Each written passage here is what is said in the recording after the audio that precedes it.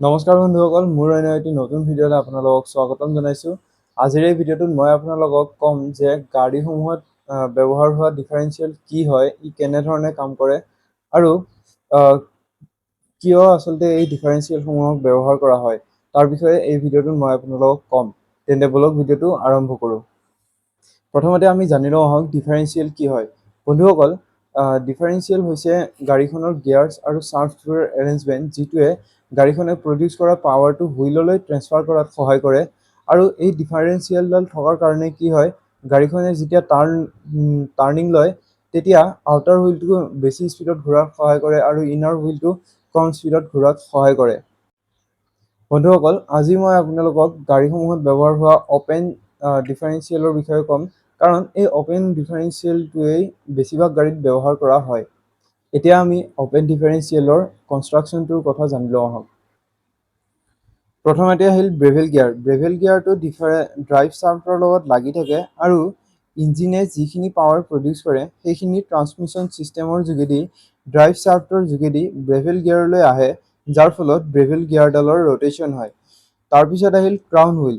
যেতিয়া ব্ৰেভেল হুইলৰ ৰোটেশ্যন হয় তেতিয়া এই ক্ৰাউন হুইলৰ ডালৰো ৰোটেশ্যন হয় আৰু এই ক্ৰাউন হুইলডালে আউটপুট পাৱাৰখিনিক ডিফাৰেঞ্চিয়েল কাপলিঙলৈ পঠিয়াই দিয়ে। তাৰপিছত আহিল ডিফাৰেঞ্চিয়েল কেজ। বন্ধুসকল, ক্ৰাউন হুইলটো ডিফাৰেঞ্চিয়েল কেজত ফিক্স হৈ থাকে আৰু ক্ৰাউন হুইলৰ ৰোটেশ্যন হোৱাৰ ফলত আউটপুট পাৱাৰখিনি এই ডিফাৰেঞ্চিয়েল কেজটোলৈ ট্ৰান্সফাৰ হৈ যায়। তাৰপিছত আহিল ডিফাৰেঞ্চিয়েল গিয়াৰ্ছ। ডিফাৰেঞ্চিয়েল গিয়াৰ্ছটো প্লেনেটৰী গিয়াৰ্ছৰ ছেট হয়, যিটোৱে 4টা অপ'জিট গিয়াৰ্ছ থাকে। যেনেকৈ এই ফটোখনত আপুনি দেখিবলৈ পাইছে, দুটা গিয়াৰ্ছ হোৱাইট কালাৰৰ অপ'জিট হৈ লাগি আছে, সন্মুখা-সন্মুখী হৈ আছে আৰু তাৰ কাষতে ৰেড কালাৰৰ গিয়াৰ দুটাও সন্মুখা-সন্মুখী হৈ আছে। তাৰপিছত আহিল ছেম স্পীড।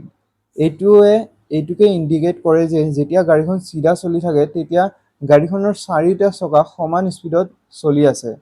তাৰপিছত আহিল ডিফাৰেণ্ট স্পীড। বন্ধুসকল, এই ফটোখনত আপোনালোকে দেখিবলৈ পোৱা এই দুডাল হৈছে এক্সেল শ্বাফ্ট আৰু এই এক্সেল শ্বাফ্ট দুডাল গাড়ীখনৰ দুইটা হুইলৰ লগত কানেক্টেড হৈ থাকে আৰু যেতিয়া গাড়ীখনে টাৰ্ণিং লয় তেতিয়া এই দুডাল শ্বাফ্ট বেলেগে বেলেগে ঘূৰে। যেতিয়া গাড়ীখনে টাৰ্ণ লয় তেতিয়া যোনডাল এক্সেল শ্বাফ্ট ইনাৰ হুইলৰ লগত লাগি থাকে সেইডাল কম স্পীডত ৰোটেশ্যন হয়, কাৰণ ইনাৰ হুইলৰ টাৰ্ণিং ৰেডিয়াছ কম হয় আৰু ঠিক সেইদৰে যোনডাল এক্সেল শ্বাফ্ট আউটাৰ হুইলৰ লগত লাগি থাকে সেইডাল বেছি স্পীডত ঘূৰিব লগা হয়, কাৰণ আউটাৰ হুইলটোৰ টাৰ্ণিং ৰেডিয়াছটো বেছি হয়। এতিয়া ইয়াত ডিফাৰেঞ্চিয়েলে কি কৰে, আউটাৰ হুইলৰ এক্সেল শ্বাফ্টৰ গিয়াৰ্ছবোৰ পেনিয়ন গিয়াৰ্ছৰ লগত লাগি যায়, যাৰ ফলত ইয়াৰ ৰোটেশ্যনেল স্পীডটো বাঢ়ি যায় আৰু এইদৰে ডিফাৰেঞ্চিয়েলে গাড়ীখনে প্ৰডিউচ কৰা পাৱাৰখিনিক স্প্লিট কৰি দিয়ে বা দুটা ভাগত ভগাই দিয়ে। তাৰপিছত আহিল অপ'জিট নাম্বাৰ।